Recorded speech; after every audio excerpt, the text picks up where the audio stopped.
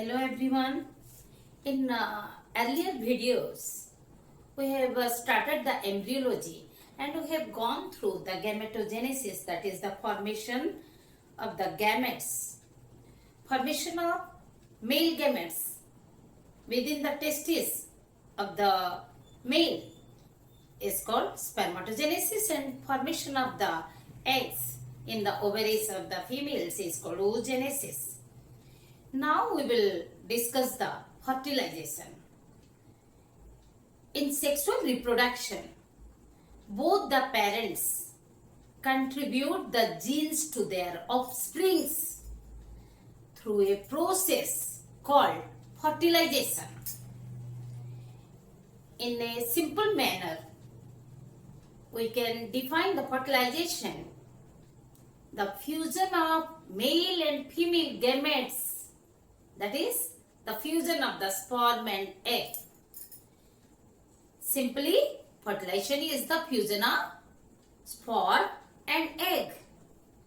But when you are being asked to describe in a precise manner, then the precise definition of fertilization is a coordinated sequence of molecular and cellular processes which begins with the contact between the secondary oocyte and the sperm and ends with the intermingling or intermixing of the chromosomes, that is the maternal and paternal chromosomes at metaphase of first mitotic division of the zygote.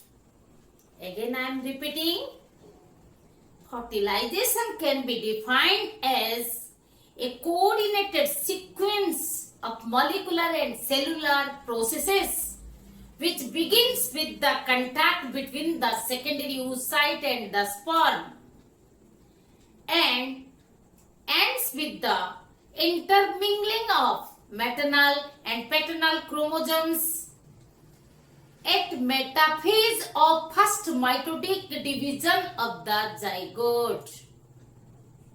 Let us write down the definition. Write down this definition. Okay, now tell me, what do you mean by zygote? Do you mean zygote is an embryo? Yes, zygote is an embryo. During this process of fertilization, when the secondary oocyte, haploid secondary oocyte is fertilized by a sperm, by a haploid sperm, the diploid single cell is produced called zygote.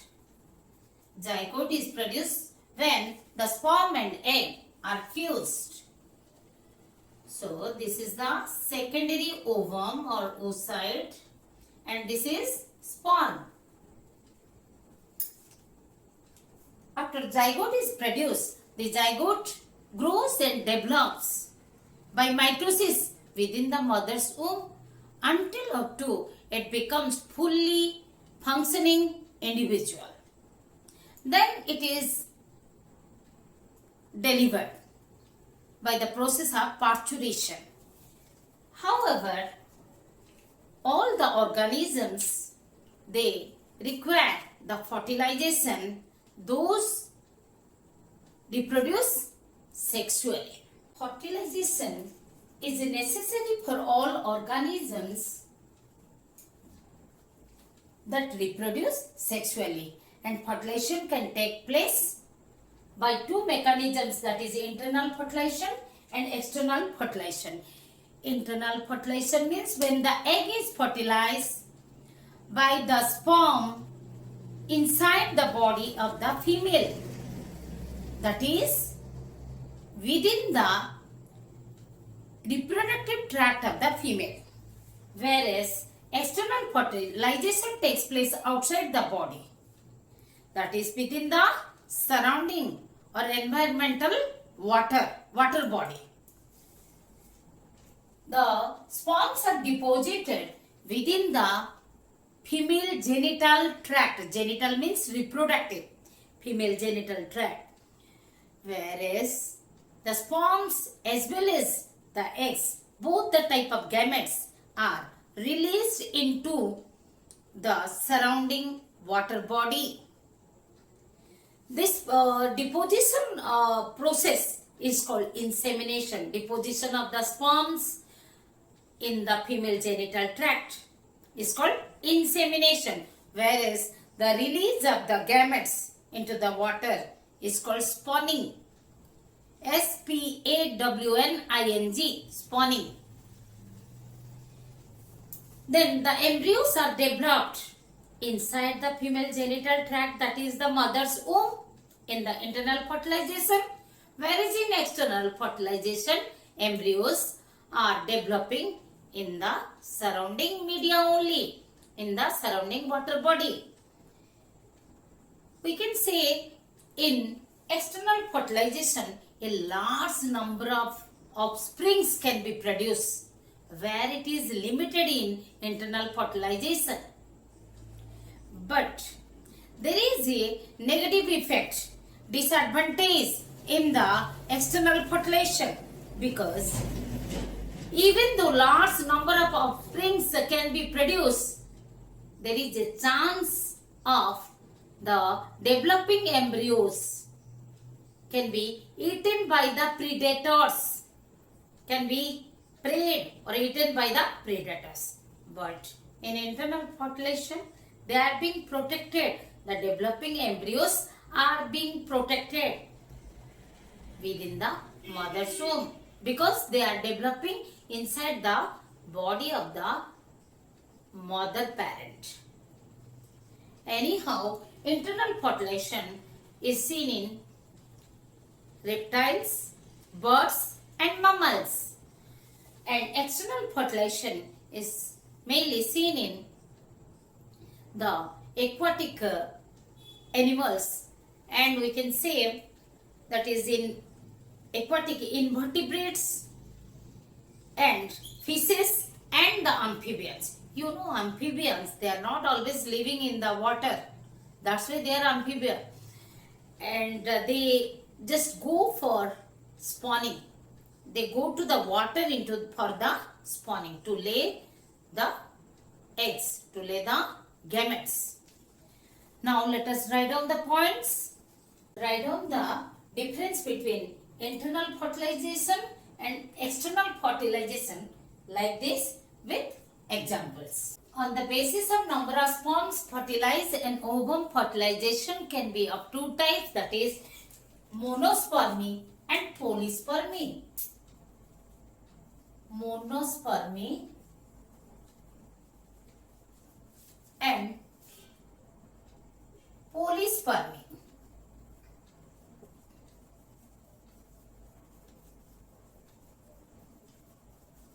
What is monospermy? Monospermy, we will tell the type of fertilization is monospermy when an ovum is fertilized by a single sperm, whereas polyspermy is the condition of fertilization when an ovum is fertilized by more than one sperm. When an ovum is fertilized by a single sperm, the ovum forms the fertilization membrane to prevent the penetration of other sperms in case of monospermy. Here the type of fertilization is normal. It is monospermy is the normal fertilization, whereas polyspermy is the abnormal fertilization, because the resulted zygote, because after fertilization zygote is produced, that zygote is normal, viable, with diploid number of chromosomes. In case of diploid organism, of course, but in case of polyspermy, the fertilization is abnormal because the resultant zygote is abnormal because of the zygote consists of abnormal number of chromosomes. It may be triploid or it may be multiploid depending upon the number of sperms fertilize the ovum. Here the development of the embryo is normal, whereas the development of the embryo is abnormal with the inviable zygote. In case of monospermy, the single mitotic spindle is formed as the sperm introduces its centriole into the ovum, because the ovum is without centrioles. Centrioles are introduced by the sperm, but in polyspermy, because more than one sperm fertilize the ovum, the multiple centrioles are introduced in the ovum, forming multiple mitotic spindle. Monospermy is seen in almost all animals, whereas polyspermy is common in reptiles, elasmobranchs, the fishes, and the birds. Okay, let us write down these points as the difference of monospermy and polyspermy. Write down the points as the difference between monospermy and polyspermy, what we have discussed. Just remember, the sperm's centrioles are introduced into the cytoplasm of the ovum during the fertilization, which makes the spindle. Mitotic spindle means zygote undergoes mitotic cell division, where the chromosomes, the chromatids are formed, the two chromatids or sister chromatids are formed. So, like this at metaphase, they are arranged at the center. The spindle formed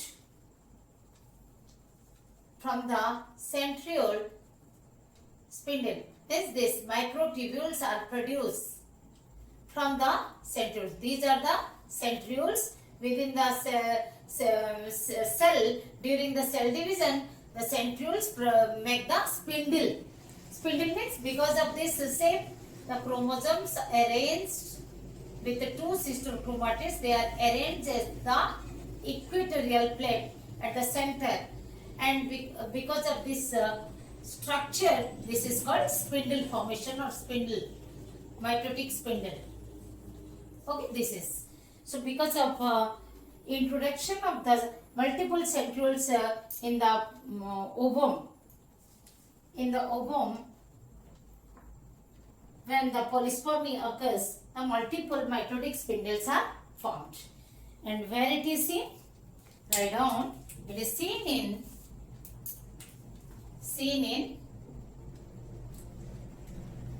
in almost all animals. Whereas it is common in polyspermy, is common in reptiles,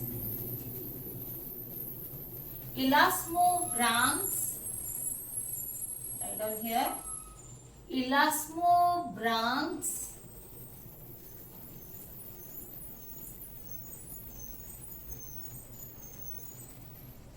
and birds. Okay? Now let us try to answer some questions like, polyspermy is common in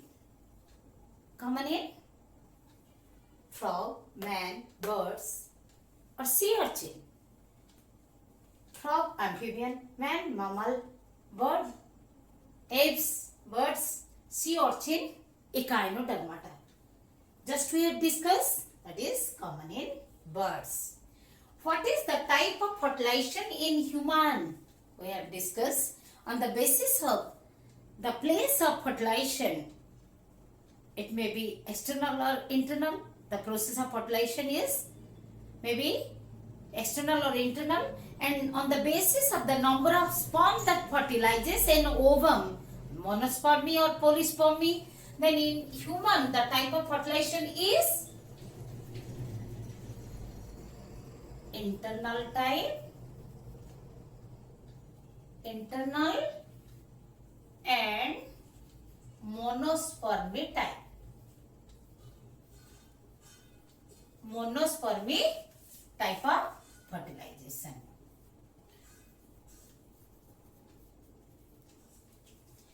What is the site of fertilization in human? The site of fertilization of the human is,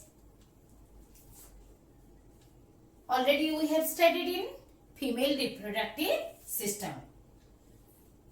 Ampullary, isthmic junction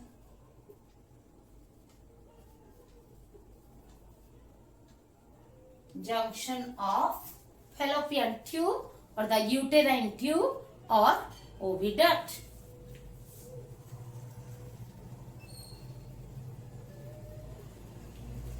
Why all copulations do not lead to fertilization and pregnancy?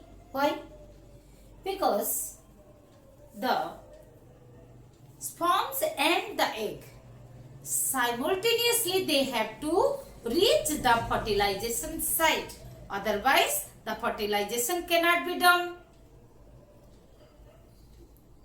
After ovulation, the ovum can survive at best for 24 hours, whereas the ejaculated sperms can survive up to 48 hours.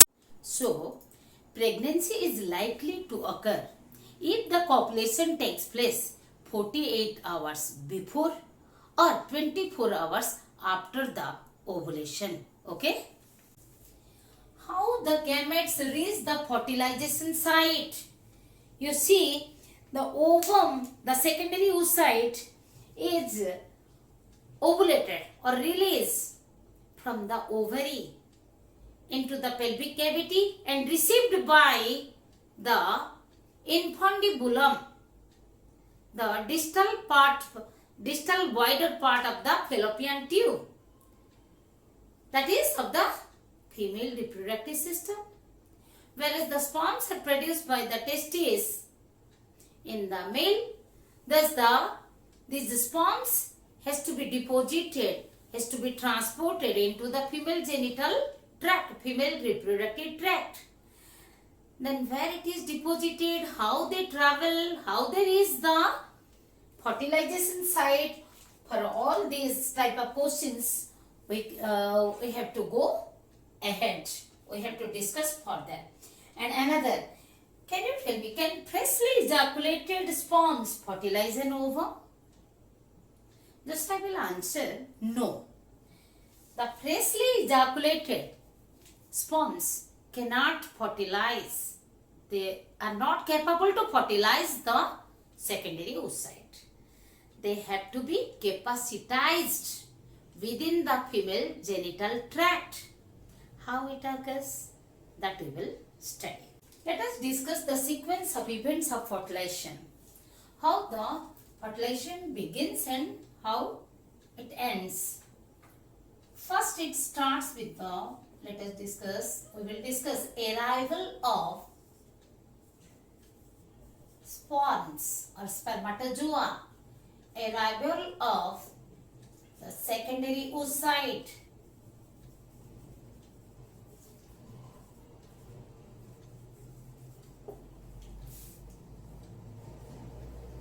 then we will study the capacitation of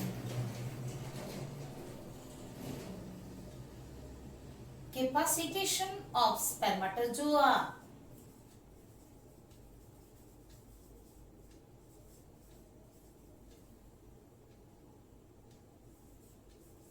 acrosomal reaction,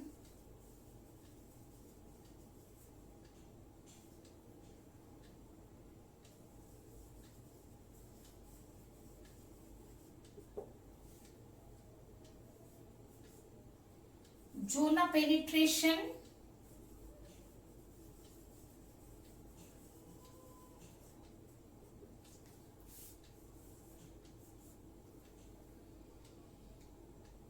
fertilizing,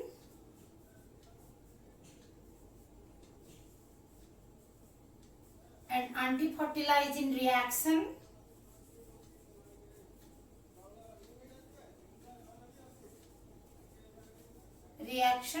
which is also known as agglutination,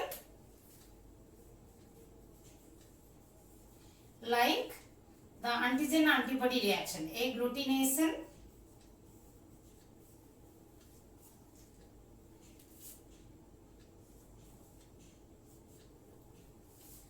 that forms the formation of cone of reception,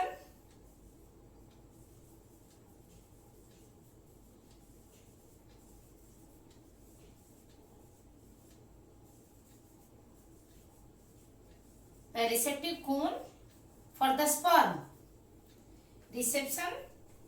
Then what happens? The cortical reaction,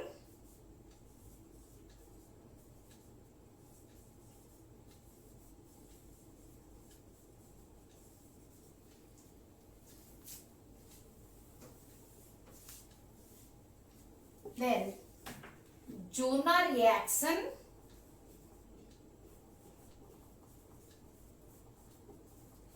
the formation of cone of reception, cortical reaction, zona reaction, and the egg activation. All these are simultaneous process. Cortical reaction, zona reaction, egg activation, they occur simultaneously. Egg activation,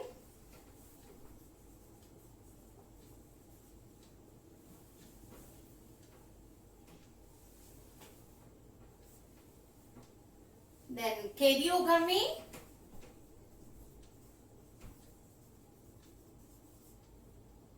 leading to amphimixis.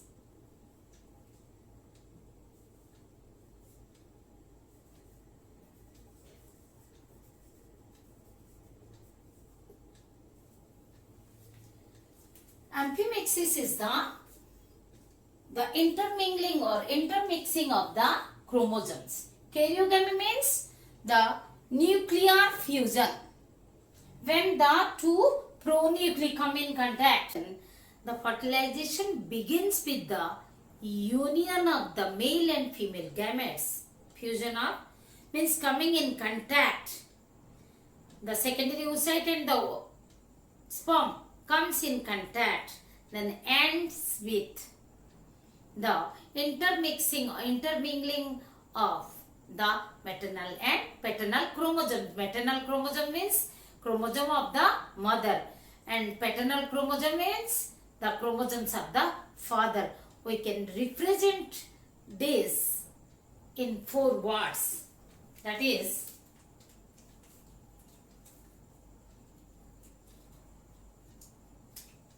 syngamy,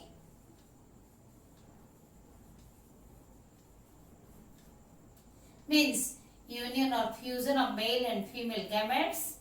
Then plasmogamy,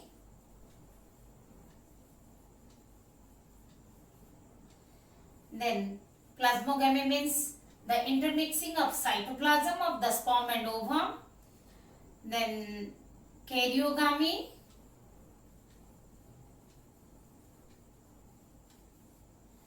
that is the union of the pronuclei. Then amphimixis is the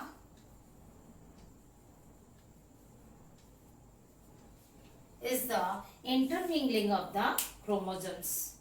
You can write down like this. The syngamy means fusion or union of gametes. Fusion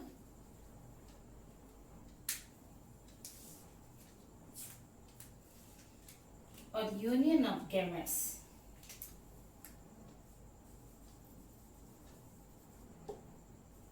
Of sperm and secondary oocyte. Plasmogamy, the mixing, intermixing, we can say intermixing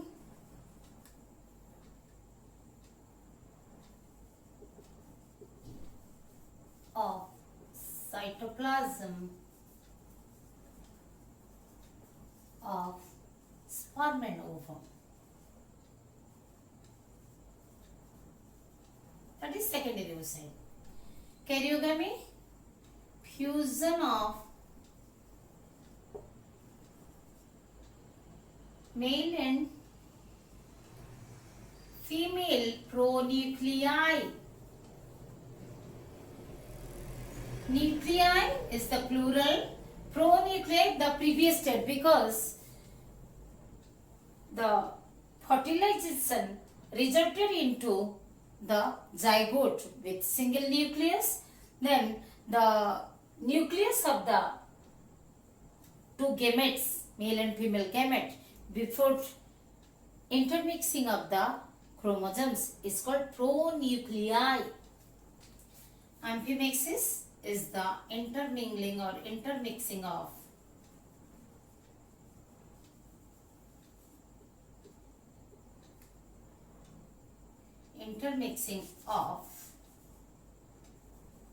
maternal and paternal chromosomes.